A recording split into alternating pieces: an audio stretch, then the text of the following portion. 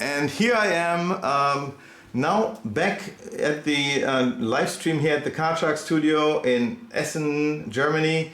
Sorry that we had the whole streaming so far in the German language. We had big issues, technical issues on the German website, and I will cut this video later out so that you immediately start with this stream. Today is a very special guest here in our live stream. It will be Dirk Losander, and before we start, here the quick intro.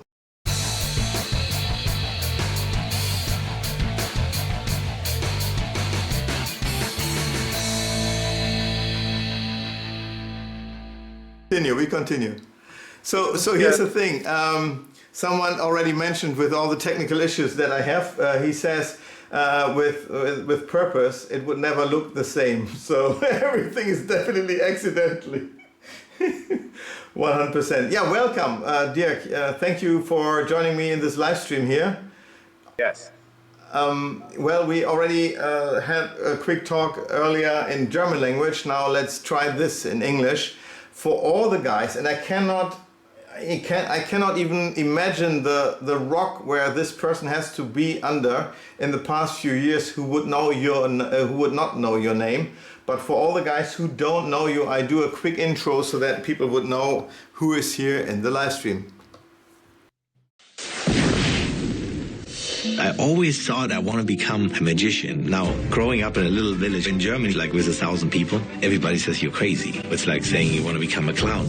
I was never really planning to become an inventor, but one day a tire company called me and asked me, can you perform with a tire because we would like to sell our latest tire. Of course I said yes, I can perform with anything. But then I had to figure this out.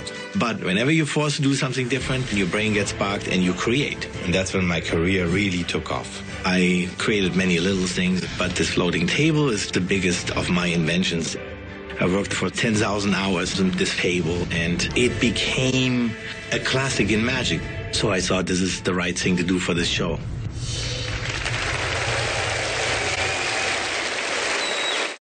And here we are back. This is the nicest intro I've seen at the Fulas show, because Dirk really has done so much for the magic community. When did you start doing magic, by the way? Oh, I was 8 years old. Oh, and, 8? Yeah, by the time I was 14 and 16, it turned into semi-professional, and then with 21, I turned it into my full-blown profession. When did you start? I think you also went to competitions. Was it only the German one, or did you go internationally very soon? I went to FISM in Yokohama, and I won third prize at the German Championship, and I won first prize in Hamburg, like it was called der Große Hansepreis, and yeah. So I did a couple of things. Okay, cool. And then, well, as most people would already recognize, you have a very German accent still after living for so many years in America, and that's good. It's like Arnold Schwarzenegger. It's definitely something that people would recognize. I said before I got here, I never had an accent. True. Now, when did you get to Las Vegas? I went here when I was 30, so that was like 2020, roughly. 2000, not 2020. Sorry, 2000. Yes, 2000. Year 2000. Well, you look like 33. I'm okay with that. So yeah. Well, you had different types of shows when you were living in Las Vegas. I remember that you were part of a bigger show there, but you also did cruise ships a lot, right? Right. It was the world's greatest magic show in Vegas, and then I was working on a cruise ship called the Illusionarium for 3 years, and now I have my own little theater here in Las Vegas, directly on the Strip, about 50 people, very intimate, and I perform every day. So for all the guys who are planning to go to Magic Live, the Magic Live will be from the 6th to 9th of August. When is your theater open, before and after? Oh, it's open every day. So if they like, they could come in on the 5th or on the 11th? Absolutely, yeah, for Or sure. 10th, sorry, yes. Well, okay, that's very, very cool. I tried to be in your theater the last time. Unfortunately, the immigration in Detroit did not like whatever, and I had a longer stay in their interrogation room, let's say. Yeah, I don't know.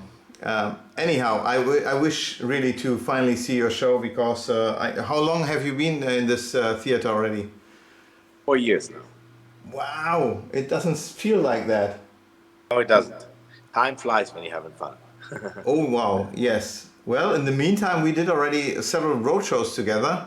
Yes, we did. Like, well, let's see. Okay, we had this sea crisis in the middle. That was certainly something that disrupted everything. But we did America and England, Europe, Germany, and it's a lot of fun to see people live and show them the tricks up front, very close, very intimate. Right, exactly. Yeah. So, what are you planning for Magic Life? Is there something new coming? I will probably have a couple of new ideas with the floating table and a couple other little things. But yeah, mainly I'll perform there also the Mirage table. So if you have never seen it, you can see it definitely at Magic Live. And of course, at all the road shows.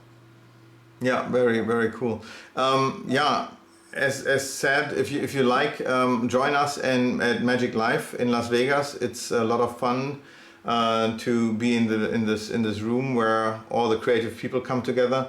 I remember your display that you had back then. Unfortunately, you can only bring this to Las Vegas when you had the floating table attached to a chain to keep it from floating Oh, away. yeah, yeah, right. Yeah, that's Do, really cool. do you still have this illusion somewhere in your house? Yeah, I do. Yeah, yeah, Would it's a one-time ever made thing, right? right. Pretty much. Yeah. How I maybe about, put it on Magic Live because it looked so cool. I say probably again, can. can you bring it to Magic Life? Yeah, I think I will bring it to Magic Live. Yeah. People, in case you have not seen it, it looks awesome. It's really like, it's one of these illusions where you have a where you have the chain and the bottle of wine floating inside the chain. And this is something like that where the table is floating away and it's just pulled to the table or pulled to the ground by a thick It was a iron rope. chain. It was a rope, not a chain. Rope. Oh, it was a rope. Sorry, but a chain would be cool as well, right? More difficult, yeah. Yeah, but it was a rope. Okay, cool. Well, okay. When did you start floating things? Let's say it this way. When did you start with being interested in floating objects? I was interested in it right away. The first thing I did was a zombie ball, but that, of course, did not look like I'm doing it now. But yeah, and then I had later on the dancing cane, and I think there was a breaking point where I realized that the dancing cane is a wonderful effect, especially if you work in people's living room or something, because that's where it's the easiest to perform it, because you don't have any special lighting and stuff, and it's really good to hide. And I created a dancing cane which is light like a feather, and you can really use invisible string. So therefore, you can perform it under any conditions, which is kind of cool. Now I'm using a staff, same method, but looks even heavier, but it's the same weight. Yeah, yeah, it looks wonderful and it's not the typical dancing cane thing that other people do. It's really huge. I think it's even lit, has a light in it or something like Yeah, that. up on the top. Yes. Yeah, it's really beautiful to see, and I think well, it would be part of your pro tip session as well, right? Yeah, absolutely. Yeah, I will have it at the roadshow. Yes. Nice, very cool. Yeah, so okay, you started with strings. How or what brought you to floating a table? Was it always a table, or did you No, try something else before or after? yeah, I was hired by a company named Tefal. They made fryers, and they wanted me to float the inside of this fryer out, because their latest fryer advertisement was it was very easy to clean the inside of the fryer, and they wanted me to float it out. but I had no idea how to do it. But I took the job anyways. I had 14 days time to figure it out, and basically that was the method I'm using for the floating table right now. And my dad at the time, he was there, and he says that was the best thing he has seen. But too bad nobody wants to see a floating fryer. And then we just brainstormed in the car on the way back what it could be. And I don't know. I said at one point maybe a table because it makes sense.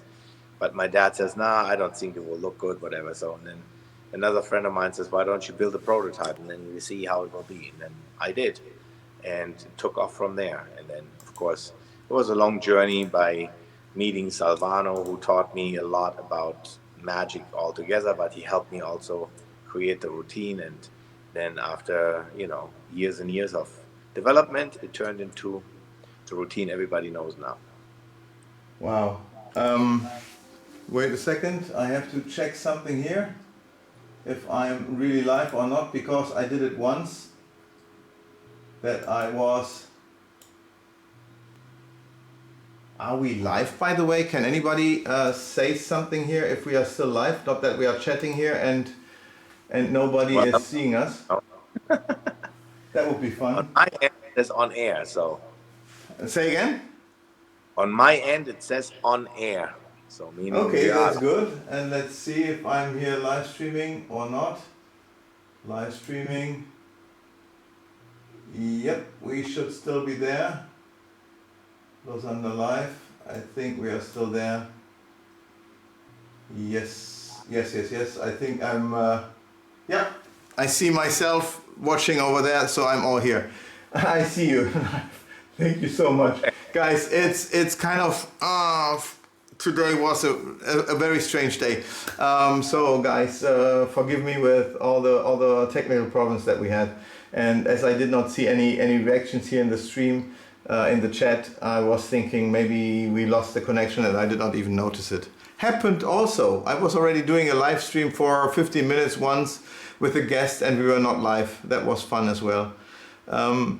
Okay, something else. I remember, my God, how many years is this one ago now? When you were doing the, well, we talked about something you wanted to float a wine glass. Oh yeah, that was when in Blackpool, Michael Lamar approached me with the idea, and he had no idea how to do it. So basically, I put all the effort into it to create it, and I was literally working on it for like 2 years, roughly, and it's called Exquisite. So we brought it out together, but I'm not even sure if he still sells it, but I still keep selling it because I think it's a fantastic illusion where you can borrow a glass covered up with a napkin, it starts floating and it will land in somebody's hand, and then they can finish the drink. Really cool. Yeah, I still remember that we sat down with Michael and you at in Las Vegas, where we talked about the possibilities, etc. And then I started getting, trying to get a solution for you with a spring company and all this. And while I was trying to figure out something, Roger already worked on it as well. And then when we were ready, it was like, oh no, Michael Lamar already placed the order somewhere. Right. Yeah, but in the end, yeah, it's a great gimmick, and it really is kind of organic because it is any borrowed wine glass works. That's the nice part of it. It's really, really awesome. Yeah. And everybody loves it. So every roadshow, people love it, and every convention. And it's astoundingly simple to do. When I see it, it's really, yeah, the table in small, let's say it. That's right. Smaller version of the table for sure. Yeah, so as a beginner's item, and definitely for close-up working, you can go to a table, choose any wine glass and levitate from there. Yeah, I think you can also use any napkin. Well, you use a certain napkin, and that napkin can appear to be laying around there somewhere, and you go from there, right? Right, for sure. Yeah. Yeah. Well, after that, you also created other illusions, and you told me one time that you also created something that then was taken off the market by a big magic name in Las Vegas. What was that? Yeah, that's an illusion I created in an amusement park years ago. like I would say almost easily 26, 7 years ago. And it's basically a floating person, covers somebody up, floats in the air, and you vanish it, and then the person can reappear in the audience. So, yeah, I sold it exclusively to David Copperfield, and we worked together for like 2 years on it to really get it ready for his show, which he's still doing in his show right now. It's called Ascension, and he basically takes a volunteer from the audience and covers him up in the middle of the audience. Then if he floats him up in the air, vanishes, and then he reappears on stage. It's a very, very amazing illusion. And so I And sold him I the think, exclusive. and yes, and I think that the argument that he brought that really got you selling it to him was that this would be an illusion that never be able to be stolen by any Chinese knockoffs. Yeah, that's right. And he was right. I mean, so far, nobody has copied it, thank God. Yeah, if they don't figure it out and don't see the original, then they have no chance. Unfortunately, this the opposite happens with all your tables. I really have seen so many knockoffs around the world with your floating table, Yeah, and for sure. it's really a shame. But if you really want to see an expert working with a floating table, may I just show the video quickly here? Can I do this? Sure. Yeah. Okay, give me 1 second. Thank you. Thank you.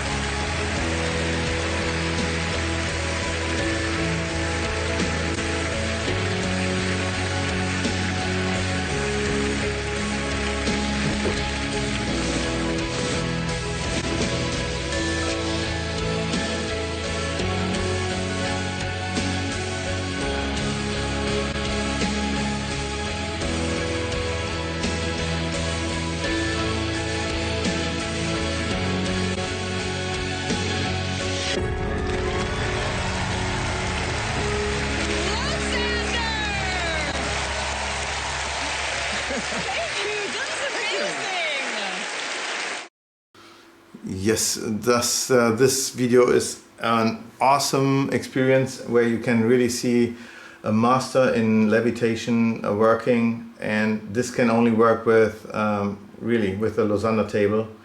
So in case you are considering buying a cheap knockoff, keep your hands away from those. Who buys cheap buys twice, and then it's more expensive.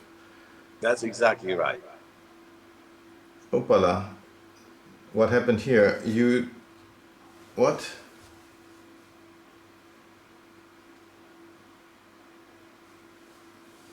Wow. What happened here? So you're back. I get a message.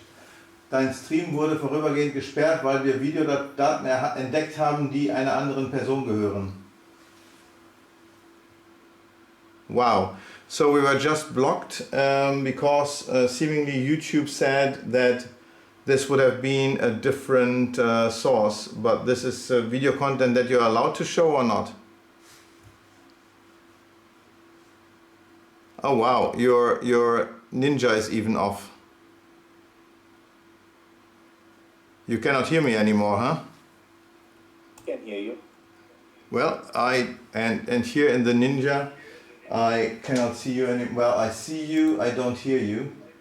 You know what? I will finish this one here.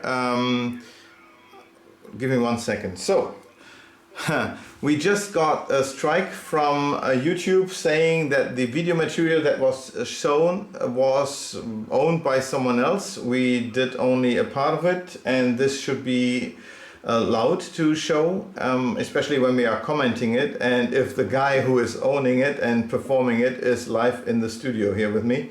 So, well, anyway, if you want to know how this one works, go to his website, and this website is the following. It's losander.com, where you can find all his tables that he has. The one that is disappearing live on stage can be even vanished surrounded on a wedding occasion or whatsoever. This is called the Mirage table. All of his tables are awesome. All of his products are great as well. He's a master of thread working with elastic threads and loops and all this. So check this one out. It's definitely worth it. I am sorry, I don't know if we can upload the video now from here because I also stored it, and we will see what happened. Other than that, I wish you a great week. I hope you had fun watching us until we broke up, and then until the next week with another great guy. Until then, bye bye.